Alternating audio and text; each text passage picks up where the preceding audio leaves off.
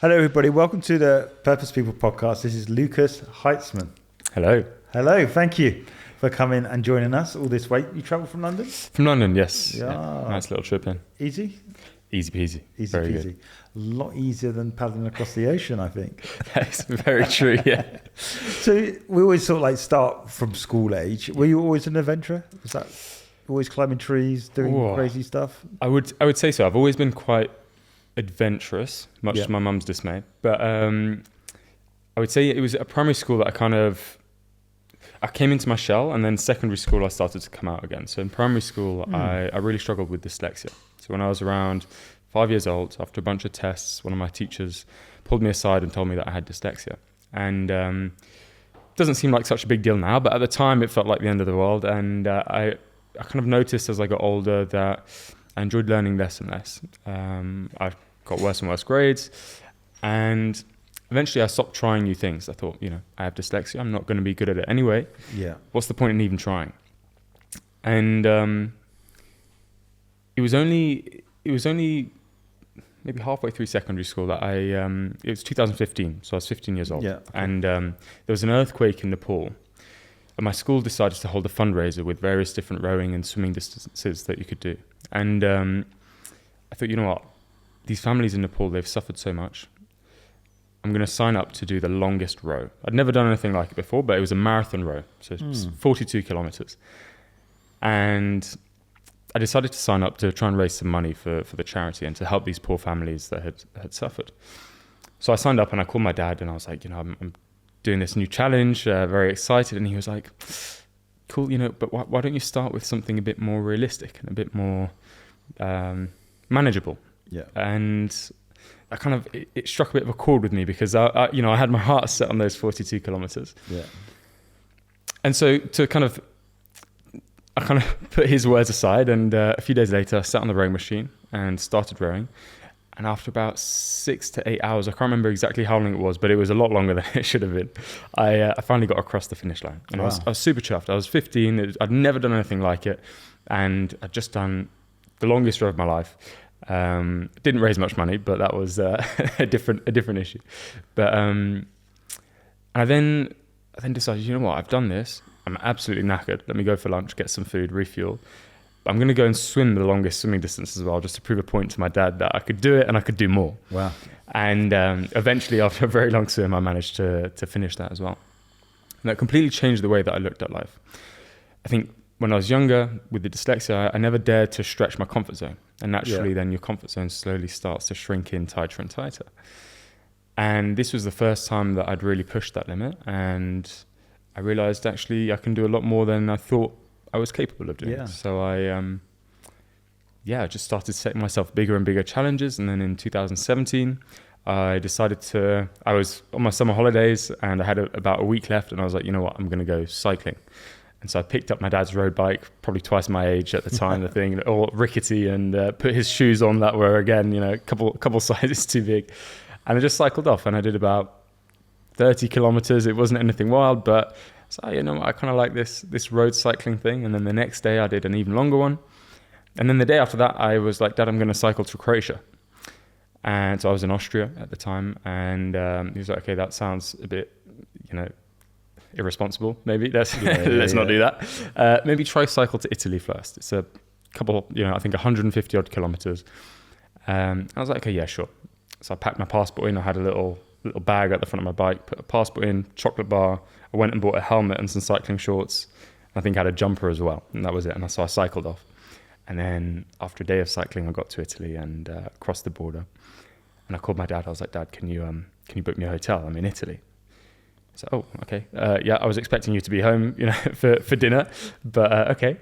And stayed in Italy. And then the next day, rather than coming back, I decided I'm going to continue. I'm going to go to Croatia. Wow. Didn't tell my dad, didn't tell my mum, and I thought I'm halfway there already.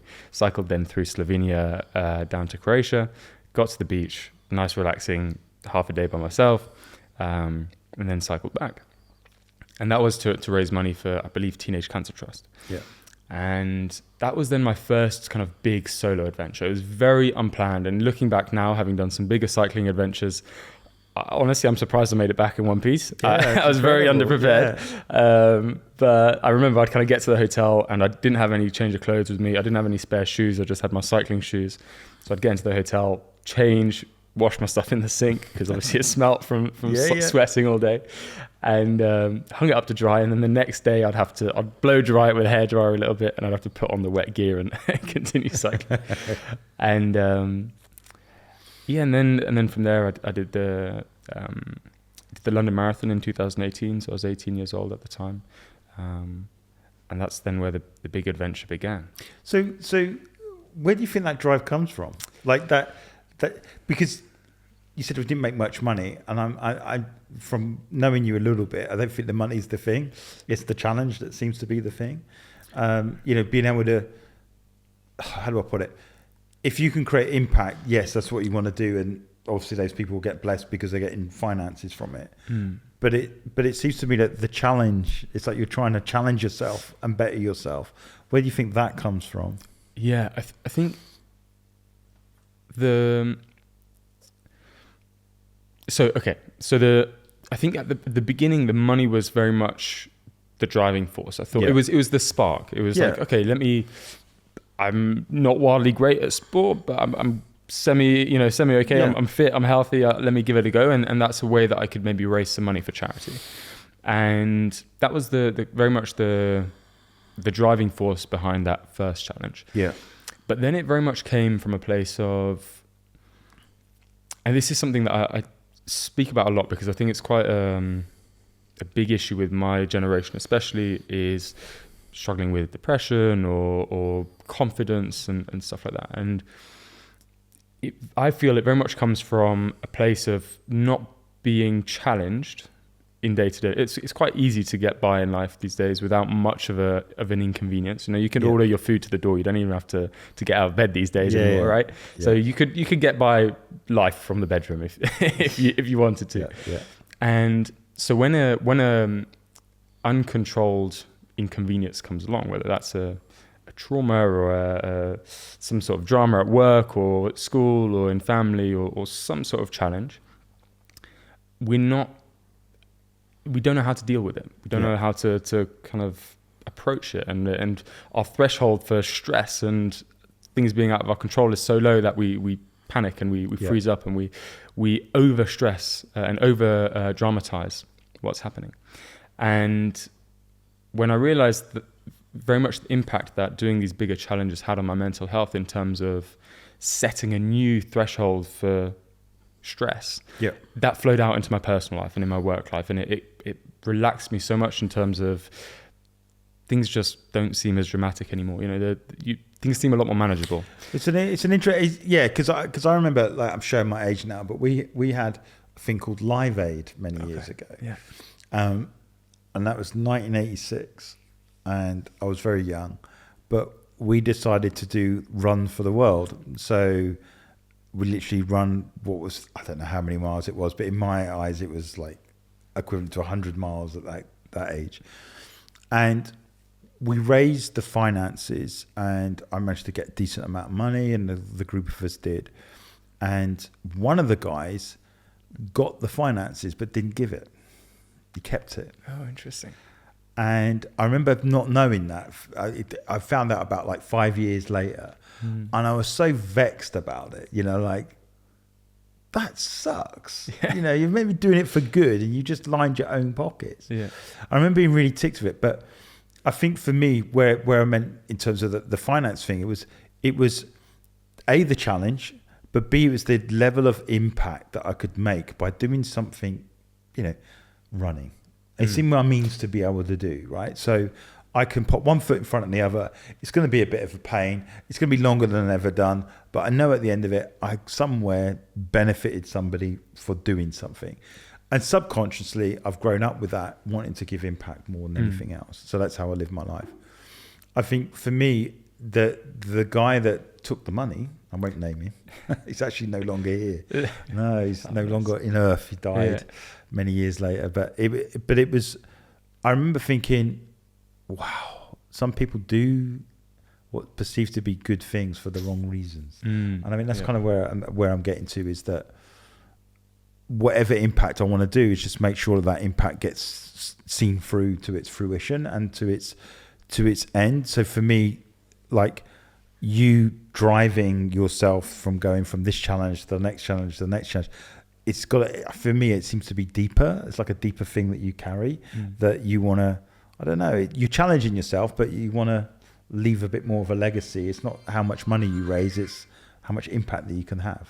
Does that sound fair? Absolutely, yeah. And that was very much the idea with the row, where things differed slightly. I didn't raise any money for charity because, well, at the time, you know, managing a project that big was just in itself a huge challenge.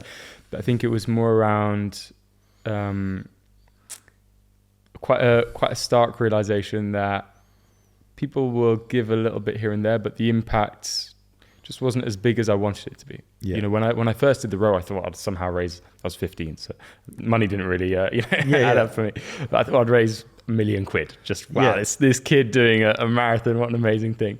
And I think I raised about £200, and a bunch of anonymous people. I think most of them were my mum, bless her. So, exactly, different messages. And same with the cycle as well. I think I raised a little bit more, but being dyslexic, I wasn't great at managing projects, organizing myself. So I also definitely could have done a better job with it. But with the row, I kind of decided to take a different approach and say, actually, it's about raising awareness and showing that this kid who's quite a normal guy who struggled at school, I didn't do very well. I tried hard, but I just wasn't naturally up for it. And that I can do something that for me, even until the day when I got to the finish line, seemed absolutely impossible. And having no idea how to do it, how to approach it, I'd never even managed a project before, and how was I then going to row across an ocean, and not just the rowing part, but even getting to the start line in the first place. So how did you come up with the challenge? Was it just, you've done running, you've done cycling, so the next thing is on the water? Was that kind of what you were thinking about? Yeah, it was. So I'd rowed for a few years beforehand. Okay, and your first challenge being the rowing. So and so I'd rowed on the river. I did Henley Regatta. Okay, and so I loved rowing, but rowing on the river in Henley is very different to rowing out at sea. But I basically, after the marathon, I actually signed up to a bit of a runner's high, to be honest. I signed up to become the youngest person to run 100 marathons. Oh, wow. And after about 3 weeks, I still couldn't walk straight after this first marathon, and my legs were so sore. I was still at school at the time, so I remember trying to get up to my room at school, and because I boarded at school, and I couldn't even get up the stairs for weeks. And I was like, right, you know what, maybe 100 marathons. I kind of calculated in my head, I was like, I'll have to run a marathon every 3.5 days. This still isn't going to work. And so I was like, right, scrap that. And I Googled crazy things to do. It was something as simple as that. And there were things like Everest, Marathon des Sables, different kind of extreme adventures. And right at the bottom of the list was row across the Atlantic Ocean. I thought, you know what, I like to row. This kind of sounds like my kind of thing.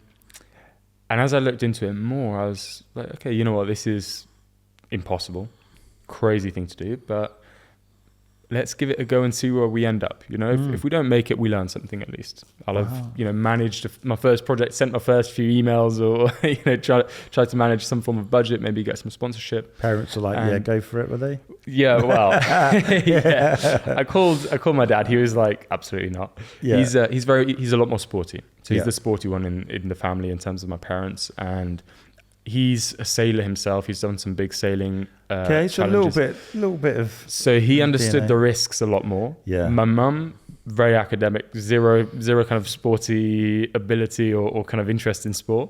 So I was able to keep the risks from her a little bit. And I called my mum and I was like, look, I want to do this thing. I'm going to do it with or without your support. And I know, very bold statement for someone who had no idea what he was doing. But I told her I'd do it with or without her support, and she was like, all right, sure. Hung up on me, let him think about what he's just said. And she called me back a few hours later and said, you know what, if this is something you're serious about, let's do it. Let's do it together. I think at the time she said that more so with a with a thing of, let me just make sure he doesn't do anything too stupid. You know, maybe it's a phase. Exactly. Keep control. Maybe dissuade him over the next couple of weeks. Yeah. And originally, I planned on doing it because I was doing my A levels, and I planned on doing it the kind of as soon as possible the following year. And at the time, I planned on going to university. And it was in December time that I figured out was the best time to do this challenge. So I called the university and I was like, look, I plan on doing this adventure in December. Hopefully I'll be at your university if I get the grades. Can I take an undefined amount of time off in December? It could be a month, could be 3 months. I have no idea. It could be longer. And they were like, no, not really. That's your exam period. I was like, exams, that's not important compared to this. And so I said, all right, I'll defer me and I'll come back, I'll come in a year's time. And I took a gap year to then do this rowing.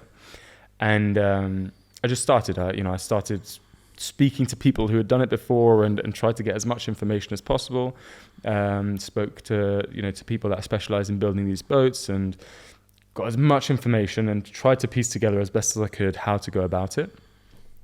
And then just kind of started and one day, five months later.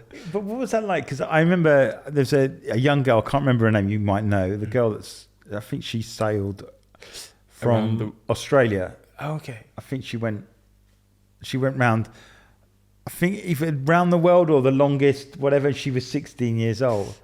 I think I know who you're talking about. Yeah, and like, it seemed quite surreal. It was just like, she just got in a boat and there's like about 4 people around and then she went. But by the time she come back, it was like the opposite. She had like half of Australia come to wave her in. I'm not saying never, but what did it feel like getting into the boat? I'll be back in 10 minutes. Or what did it feel like? Was it just a bit weird? Yeah, it was a bit weird. I remember when I got to the start line, I had a few weeks in La Gomera where I had time to kind of prep my boat and everything. And I remember doing several last minute shopping trips to like get spare toothpaste and all that kind of stuff. And it didn't really feel like I'd started until I had like until the very first oar stroke. It always felt like, is this going to happen?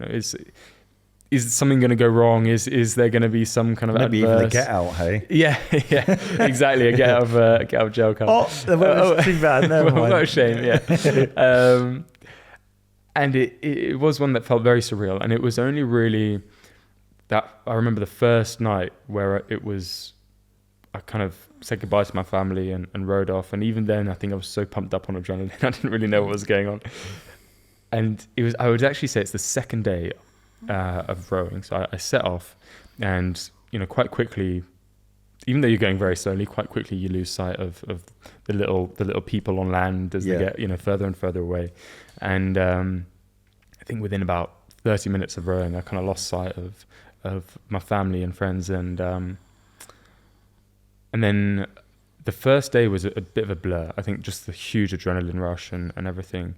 And I remember then I made my first ration pack that evening, a spicy pork noodle. It was one of the better ration packs. So I ate it like dehydrated astronaut like food. in space, Yeah, really, really gross stuff. But it was one of the better tasting ones. And I thought, you know what, I'll treat myself to a good one for the first night.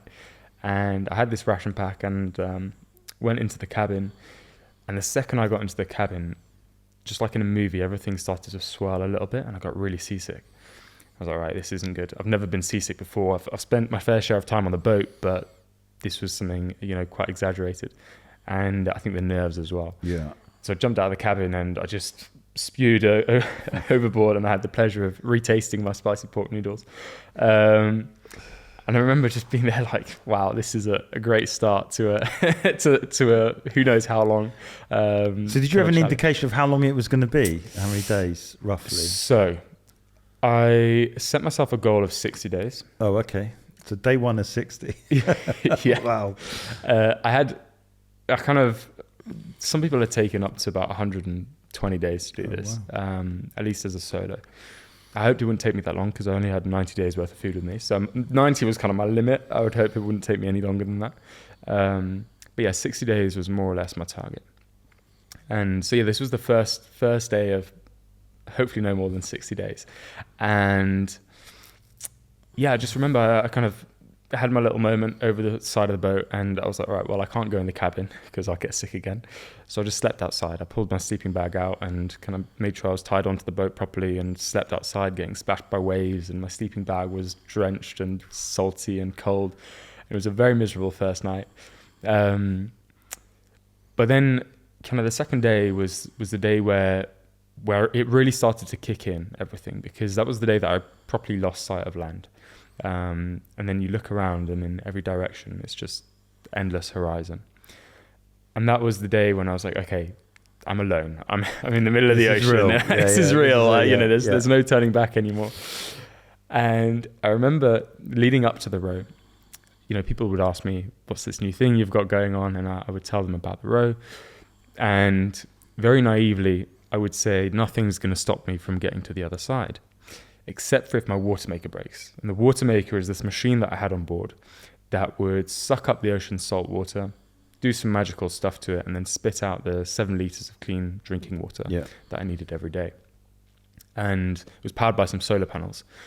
And if that thing breaks, obviously you've not got any water and you die within a couple of days, so if no one gets to you in time.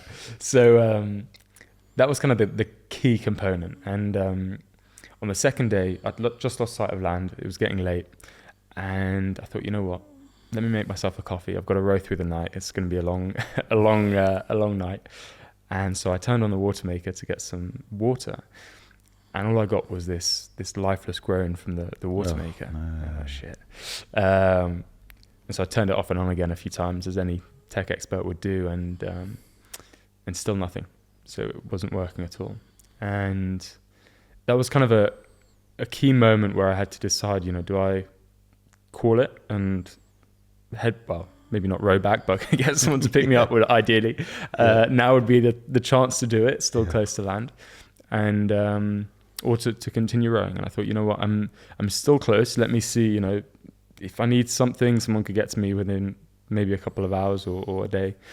Let me keep rowing and see if I can fix it. I've got this far.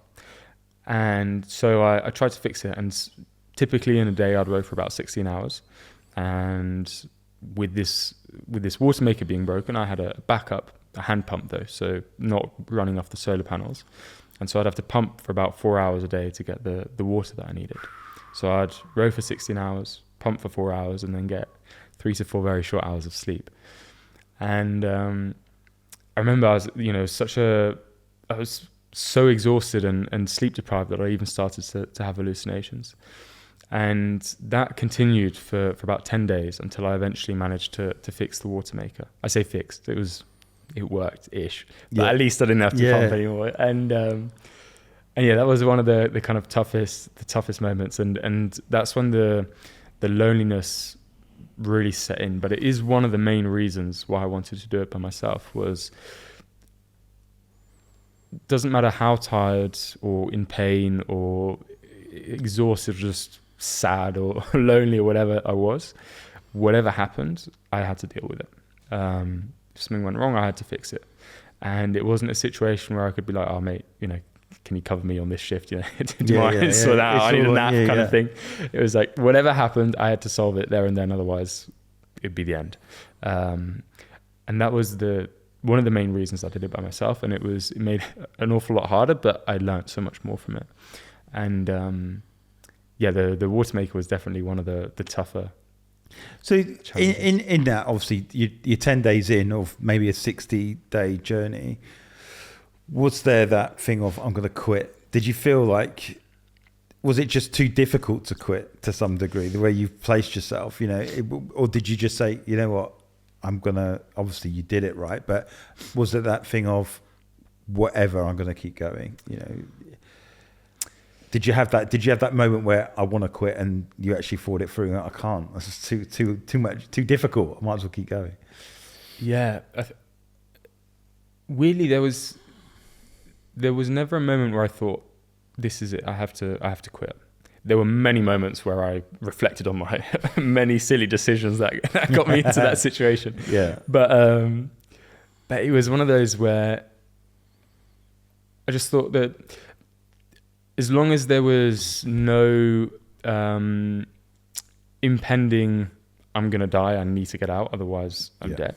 I was like, let me just keep pushing. The only thing really that was at risk was my mental sanity and maybe some physical, longer term damage. But I thought it's so worth the potential reward in terms of the learning and the change that I would get from it. And,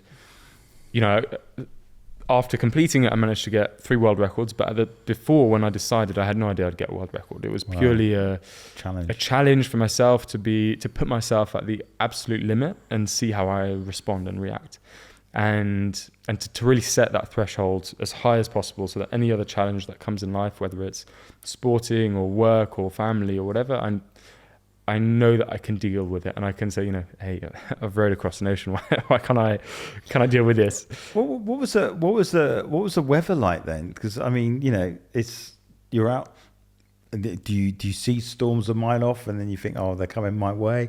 I mean, what was that like? It was actually one of the really cool things that I didn't expect was really being able to see the weather and learn to actually read it and predict. Well, as best as you can predict the weather. I remember doing some research on the different clouds and what they mean and how they develop, but then seeing you can see a couple 100 kilometers even skyline wise, and to see the clouds kind of evolve and grow from little puffs in the sky to a huge storm all of a sudden, or seeing rain clouds, but you can kind of just see it could be all beautiful and clear, and there's just this huge cloud and a grey square underneath it, chucking down rain, and to see it come towards you and be able to almost react a little bit was very cool, and something that you don't really get on land at all.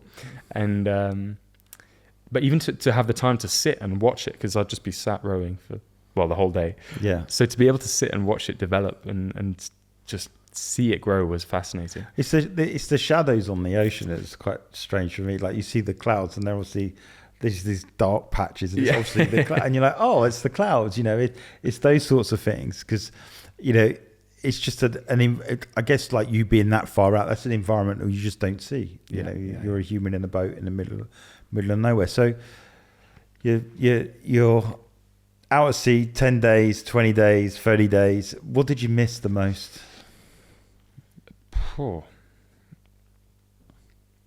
I would say the thing I missed the most, apart from my family, obviously, was probably some good food.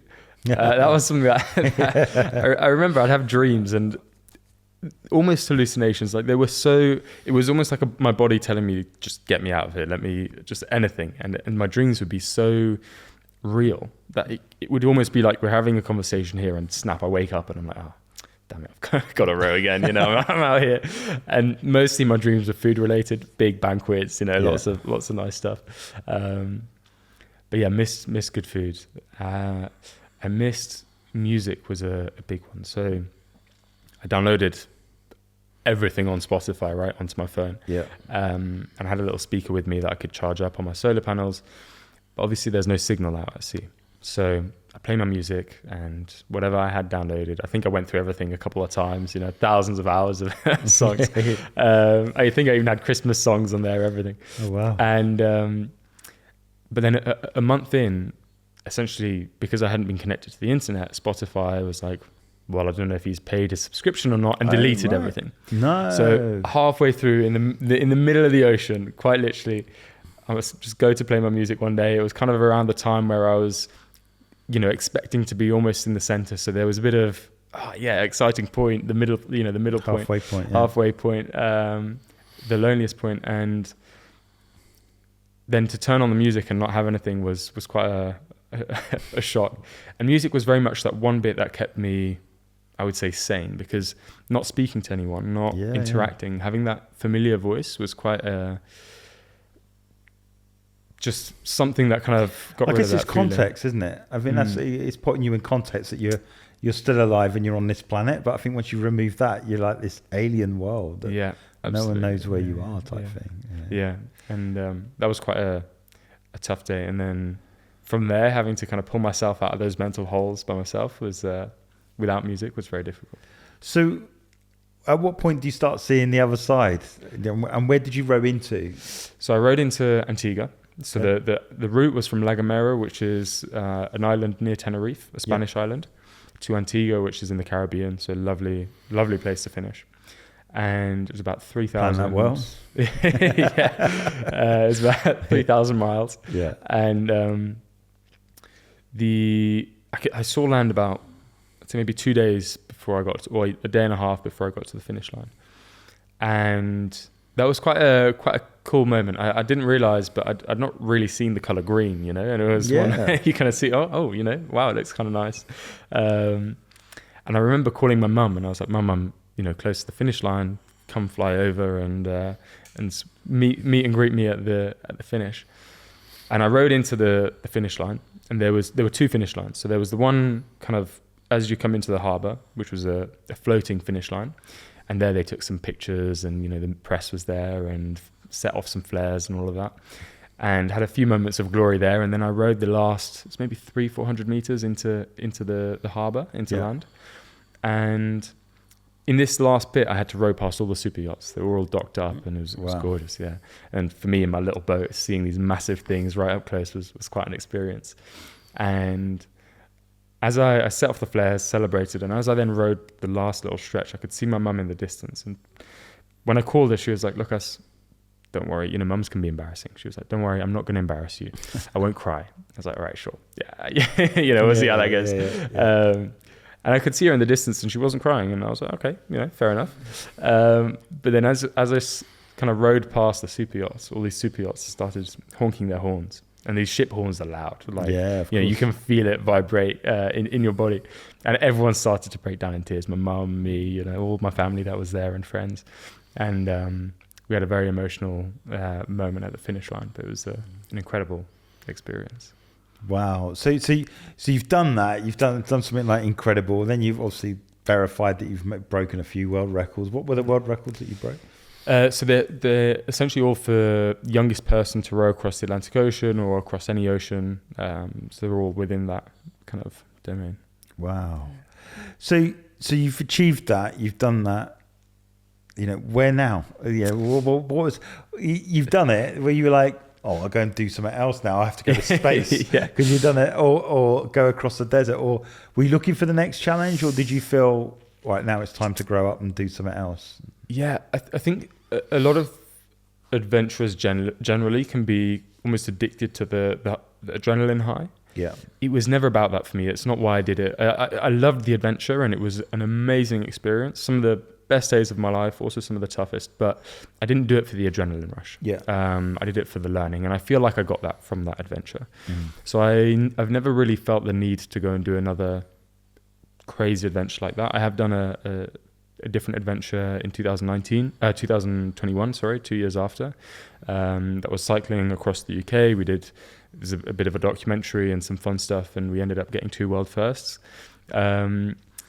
But actual adventure, I never really wanted to put myself in that kind of risk again, because the reward didn't pay off. I'd learned the lessons that I needed. And so I started doing a lot of charity stuff because I thought I can maybe contribute with my skills and with what I learn. And I ended up going to university studying mechanical engineering. I helped out various charities, from medical companies to kind of, now I'm a non-executive for the Royal Yachting Association. Right. So we do a lot of charity stuff there. But I then started to set up my first business. And this is one where I always wanted to own my own business. And so I set up a business during lockdown, but I wasn't in love with the business. I set up a business for the sake of having a business rather than because I loved what I was building. And I noticed very quickly, although I had the resilience mentally from the row and from other things, I just really struggled to stay motivated because I just didn't love what I was doing. And there was no purpose behind it. From doing all these adventures and charity work that I'd done, this just felt cold and money driven. It didn't work for me. And I really struggled to stay motivated when things got tough because there was no emotion and drive behind it. And so I then, after about, I think 3/4 of a year, I decided to stop doing that and close down the business. And then a few months later, I had an idea, and it was something a lot more aligned with what I enjoy doing. So it was around sustainability and hospitality, so traveling. And so I then set up that company and brought together a small founding team, and it was one where it was a lot more challenging because we had to fundraise and raise some money and build a product, all stuff way outside of my comfort zone, and I was very underqualified for it at the time. But we ended up raising about £500,000 from investors, and that was one that I loved it as a business, as a team. I loved working with the team. We had an amazing group of people. The product was something that I enjoyed doing. It had an impact, and I just found whenever things got challenging, it was more of like someone's trying to hurt my baby kind of thing. You're just but it meant more, right? Infinite energy to deal with it. And although it was, just as exhausting and draining, but it was inspiring to try and to bring it to life, and absolutely loved it. And that really changed the way then that I approached business and life. I kind of just promised, I saw the stark difference between doing something that I enjoy and something that I don't. And I just said, if I don't enjoy it, get rid of it. Yeah. And there's many things that I do that I don't enjoy, but I feel like I get value from it in terms of learnings. Yeah. And that's super important. You're not going to enjoy everything, but as long as the bigger picture is something you enjoy and are passionate about, then things that you don't enjoy are less unenjoyable. No, but I think it's working for something greater than oneself. Absolutely. And I think, if that is the case, then you can wear the tough times. Yeah. I liken it, obviously you'd likened it to rowing.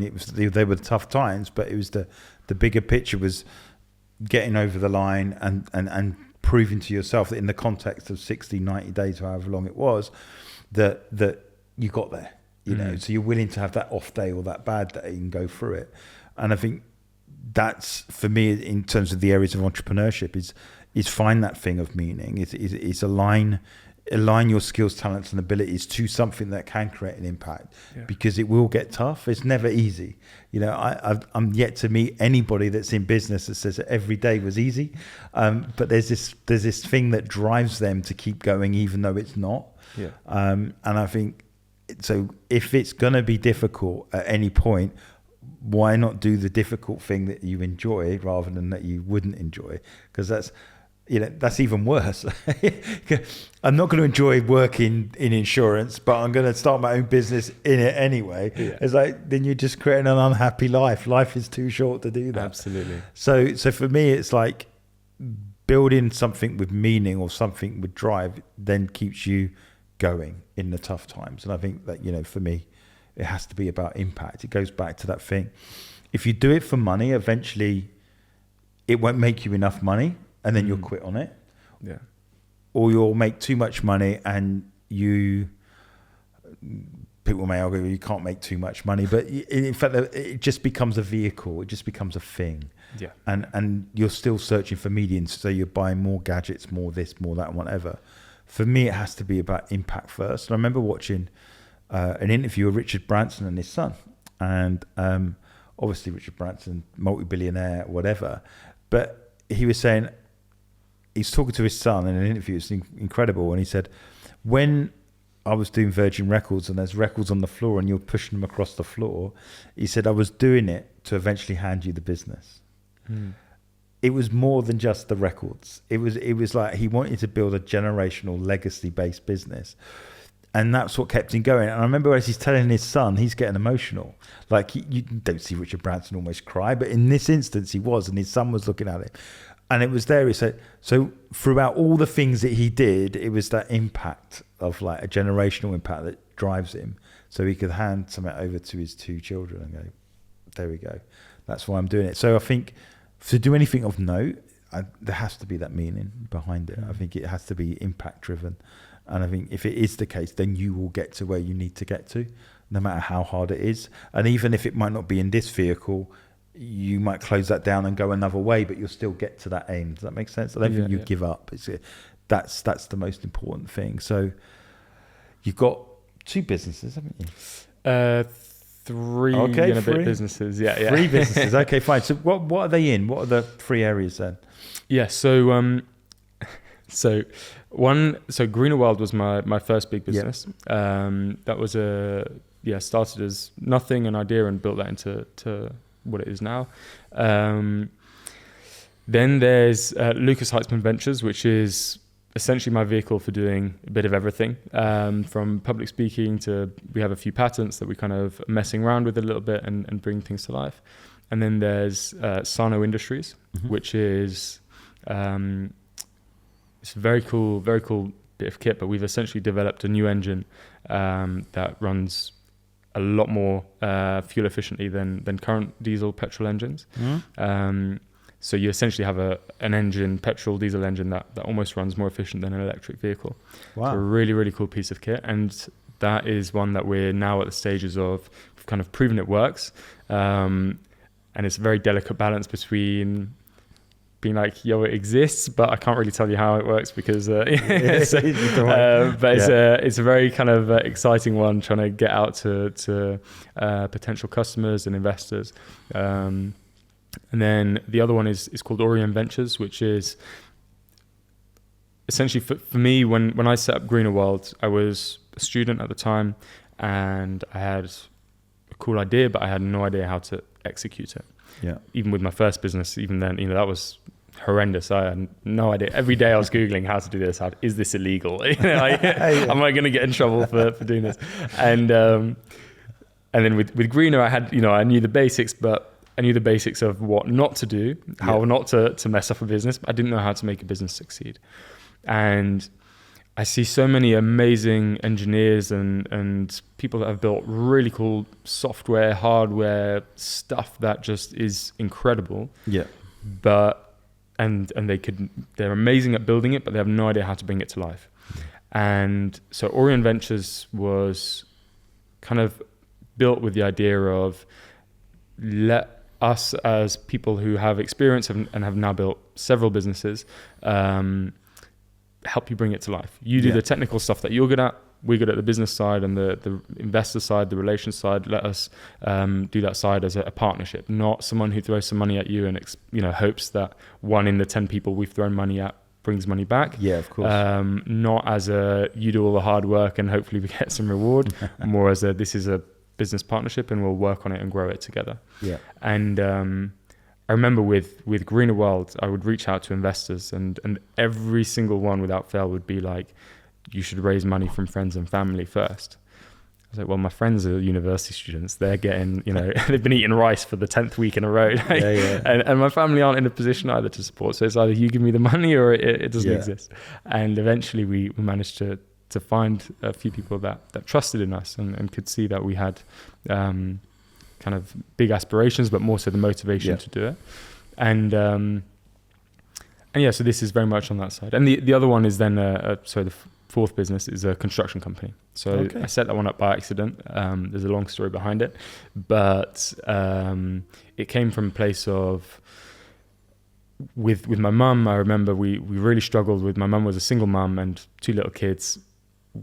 People would come in and try and do work and they would just take you for a ride. I remember we spent a couple of years without heating because people would come in and switch some things here and there and can't get it to work, but that's going to cost you that much, and kind of expecting a few call outs. And then by accident, there's a longer story behind it that I won't go into detail now, but we kind of set up this construction company with the thing of, we're going to do it and we're going to do it properly or you don't pay. Like it's someone that's really cool. That you can trust to come in and I'm sure you can find cheaper people. Absolutely. That's, we're more on the expensive end, but it's one where it's like, it's either done or you don't pay it. It kind of gets rid of the stress of having someone you don't trust to come in and.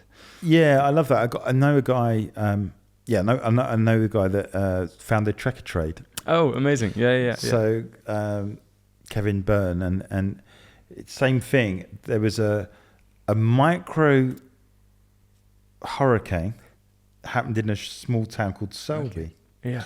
And so like the twisters, they come down like this. Yeah. That was in this town, and it took all the tiles off roofs and caused loads of damage and went through fences, like unheard of. And he was just like, he just noticed that he was working in the print shop at the time, and there were all these like white van men turning up fixing the roofs, and doing all this. And then he had just casually knew someone and just, oh, how much did you pay? And like 600 quid.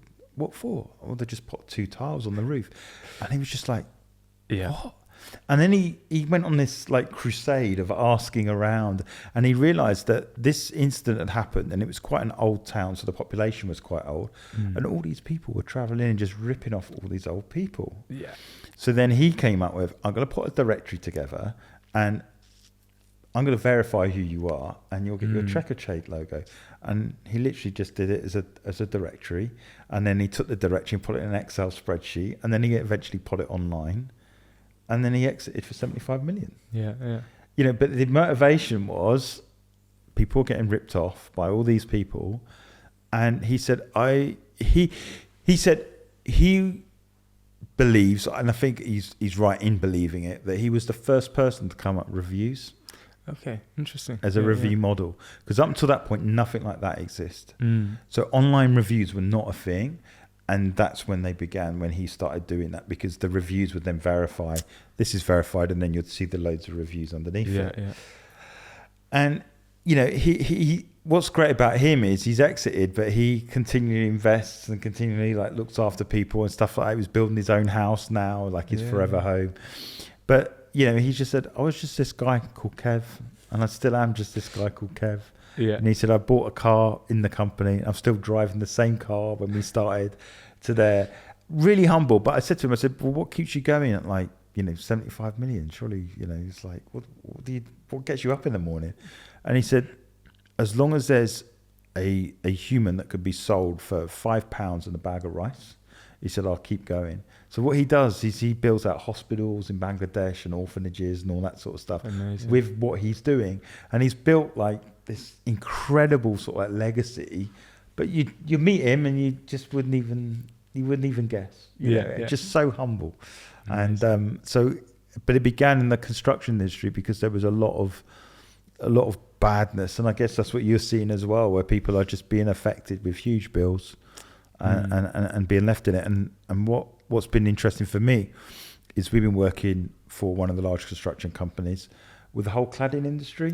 Replacing the cladding, and we're having to show the journey that they're going to do using 3D to the residents to make them feel that they're being cared for, and that's been great as well. But it just goes to show that it's ended up on this large construction to fix. They've taken it on, but the building industry's reputation is not great. No, absolutely not.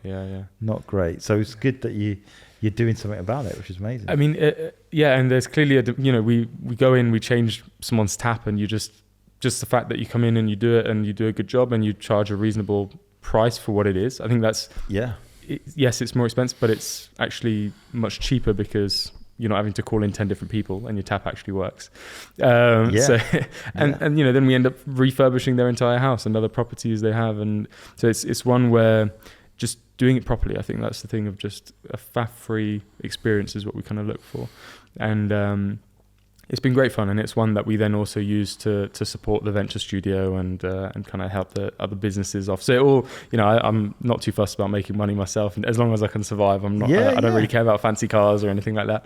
So it all kind of goes into a little ecosystem of just going back into helping. But it goes back to what we were saying at the beginning. It's like you're definitely there to impact people, and I think you went on the journey internally, like yourself first, to say, right, I'm okay. I've got the tools that I need. I'm not sure how I'm going to do it, but I got what I needed from that. And then you've taken those learnings and applied that into business, which at times can feel like you're adrift in the middle of the ocean. Absolutely. And you're on your own and no one knows what you're talking about. I can see the parallels, but it's like you went to right, let me pick the hardest university I can do, called the Atlantic, and just learn what I need to learn now. But then lessons for a lifetime, which is incredible. Yeah, and I'm always learning every day, so it's good fun. So what's the future hold? Obviously, you've got 4 businesses. Is there another challenge on the horizon, or is there another goal that you think I want to do? Or I think adventure-wise, there's nothing at the moment. If I do an adventure like that, there has to be like a huge pull to it. There has to be, otherwise that's when people go out and do things for ego, and they end up getting left behind on the mountain or wherever. I would like to do a polar expedition, but I don't feel like I'm in that space motivationally just yet. I think I'm so passionate about the businesses that I do at the moment, and it feels like a distraction at the moment rather than something that I would learn for. Maybe it's traveling the world with your new engine. That would be absolutely very cool. I mean, yeah, that works both ways then, doesn't it? Yeah, exactly. And it's an engine that works for cars, boats, planes. There you go. Yeah, definitely be a cool one. Same engine, and you just take it off and attach it to the next vehicle. That would be, I like that. That's pretty cool, Stay tuned, yeah. The idea was birthed here.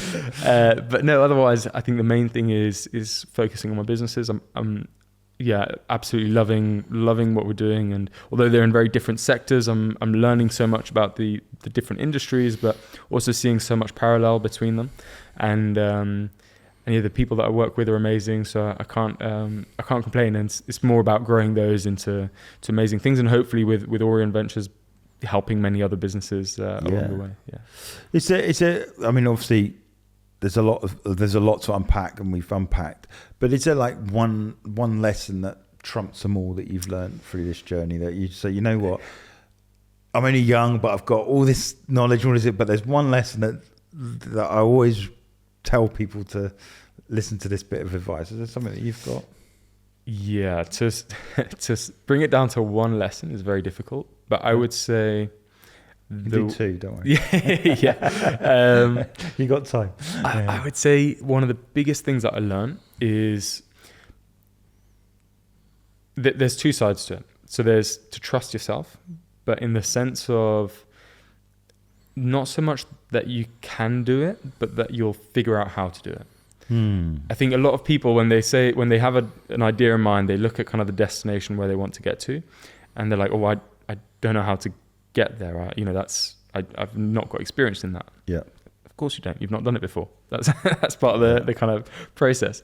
But more so trusting that you'll be able to learn along the way, and you're never going to go in a straight line. But all the jaggedy route that you go, trust and kind of have faith in yourself and put the effort in as well to figure out all the kind of nuances along the way. Yeah, and worst case, if you don't get to the finish line, you've learned a load of stuff about something that you didn't know before. So it's it's not always about achieving the end goal. And with that marathon situation where I had the idea to run 100 marathons, I only got 1% of the way, but I still ran a marathon, right? So it's which is more than most. Which is more than exactly. Yeah. And for me, it's even many now. People have eaten them, but not who run them.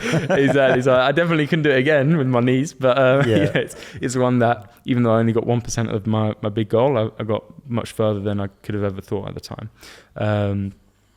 And the other side of it is more so the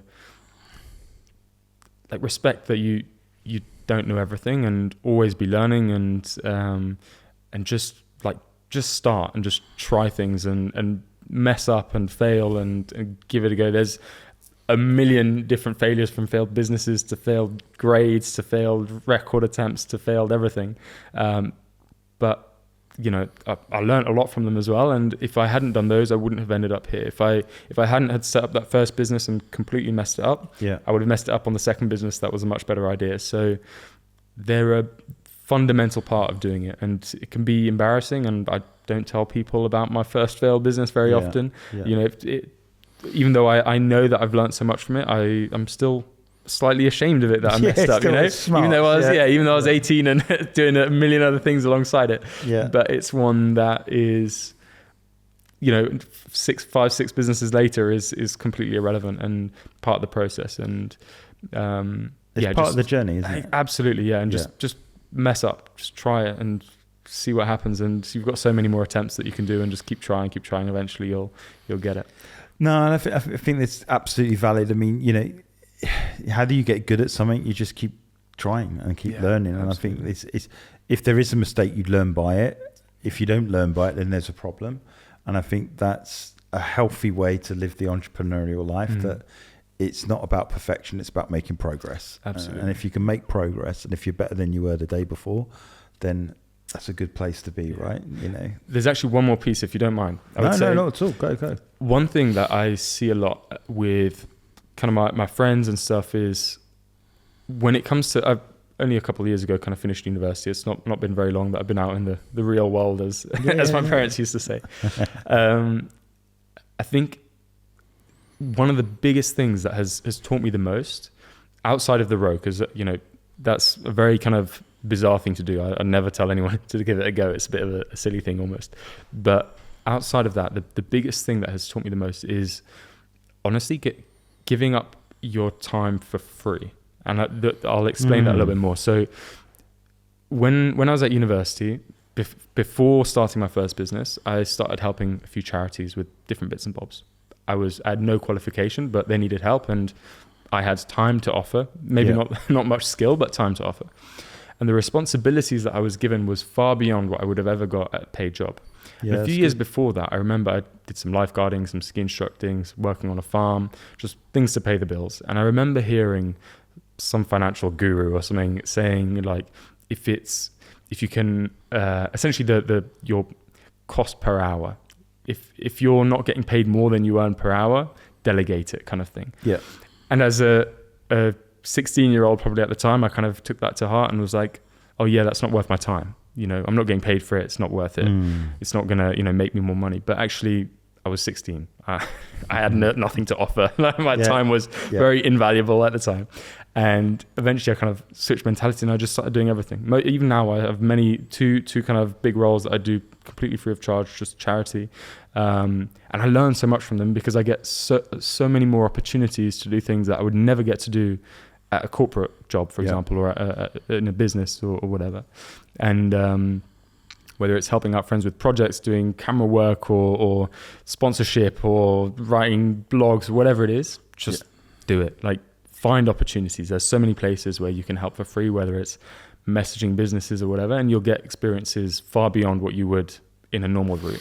I love it. I think for me, the other one that I'd add to that, so that the other one is, if you can, somewhere in life, run a sports team.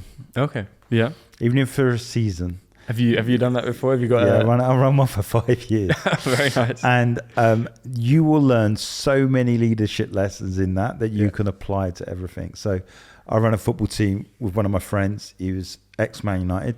I'm a Liverpool fan, so it was quite fun in the changing room. And we run a team together for 5 years. And, you know, the leadership lessons that we learned in there. I mean, I look back now, not so much the winning, because we did win and it was great and it was fun, but it was the little leadership lessons along the way that you could pay a leadership team or leadership guru course or whatever, but practical skills, you know, how do you tell someone that's run their socks off last week that they're not playing the next week? You know, how do you deal with that conflict with someone, you know, someone that you see as your mate and then they're not playing, or someone that not so good, they are playing and you're not going to pop the superstar in. There's just so many lessons to learn.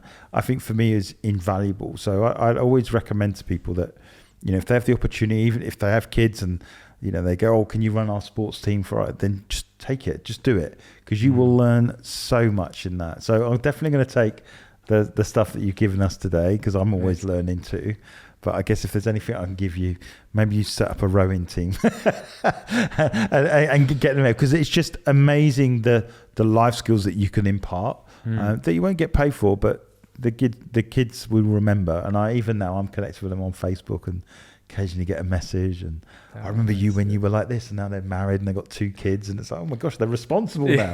You know, so that's a good one as well, to like just in parallel with the learning journey and just running something like a sports team or something like that is dealing with disappointment, dealing with failure, you know, how do you bounce back? All that's there, and I think it's underrated as a tool. But It's been absolutely brilliant to have you. Thank you. How will people be able to reach out to you? Just LinkedIn, Instagram, whatever. On my website, I'm sure there's a form somewhere as well. So which, just say the website? It's just lukashaitzmann.com. Yep. Okay. And then the other businesses all have their websites, but you can find them on my LinkedIn.